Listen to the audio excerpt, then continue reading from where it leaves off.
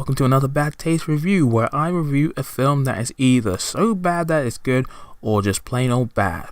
I'm your host of Hypersonic55, and I'm glad that you decided to join me for another review. So, which category does today's film fall into? Well, sit back, relax, and I'll let you know.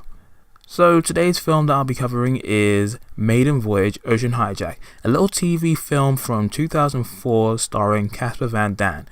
And don't worry if you've never heard of it, because I doubt many have. Now I have a funny little history with this film. I accidentally came across it while scanning through channels on my TV back in 2010 or 2011. And after I saw the film, I thought it was bloody hilarious, gloriously bad stuff. So I went to watch it again about a year or two later when I went to university, and the funny thing is, I don't think it held up as well as it did the first time. There just wasn't that same wow factor that I had the first time, so I was a little afraid that the film wasn't as terribly fun as I remembered. However, after watching it again for the third time, I could tell you that this film is bad. So bad. But good gravy is it fun. This film has all the key elements that make these kind of films worth watching. It is cheesy, ridiculous, implausible, and funny. So the plot involves Kyle Constantine, a top security operative who takes some time off of his job to enjoy a 3-day cruise vacation with his son.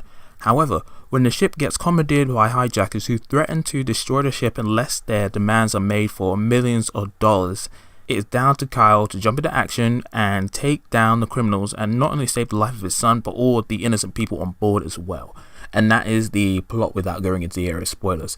Now, make no mistake, ladies and gentlemen, this is a made-for-TV film, as the story is very cliche, generic, and certainly familiar to not only people that have seen more notable action films, but just films in the action genre in general. The dialogue is pretty cringy, and the amount of locations is limited, and the action scenes are shot and edited in ways to hide the stunt doubles or to show the fact that these characters are trying to hit each other when they're actually not physically hitting each other. And yet this film succeeds at being a fun ride. Straight from the introduction, the film sets the stage for what follows, with cheesy one-liners, action sequences, and really energetic music that reminds me of music from the 90s era of video games, especially with Perfect Dark or GoldenEye for some strange reason. And from there, things just get even more crazy. There's a simplicity and yet chaotic nature to this film, especially when you're talking about the action sequences. And that is where this film just turns to a whole nother level. The thing about Maiden Voyage Ocean Hijack is that it is a pretty by-the-numbers standard TV movie, and if you were to take the action elements out, it would be a pretty boring, rubbish kind of film that you could sweep under the carpet.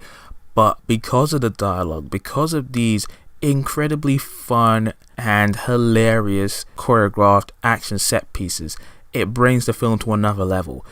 The action set pieces in this film are just so bizarre, silly, and they happen in the most unrealistic manner, and yet it's so bloody funny.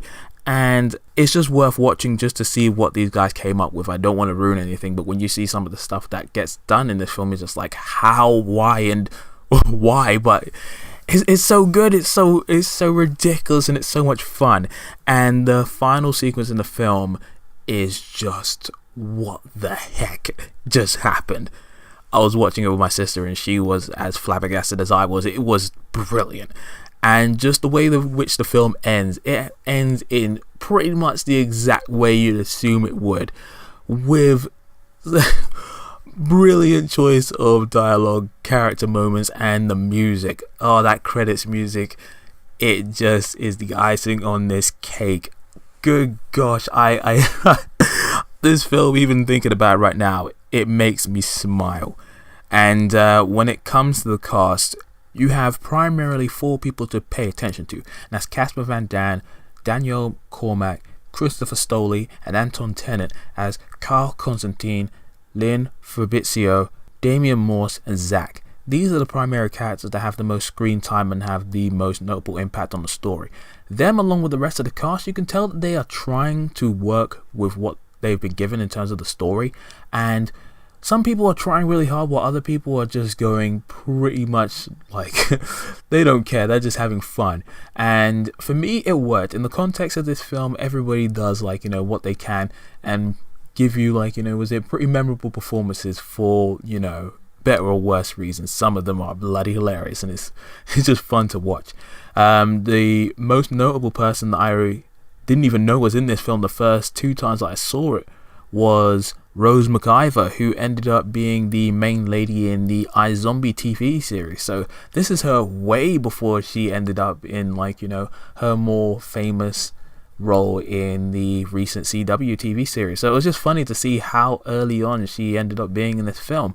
So now that brings me to my conclusion. Maiden Voyage Ocean Hijack is a ridiculous, foolish film, and yet it is so much fun. I would recommend getting some people together, possibly watching it with a bit of drink, and you'll probably enjoy it.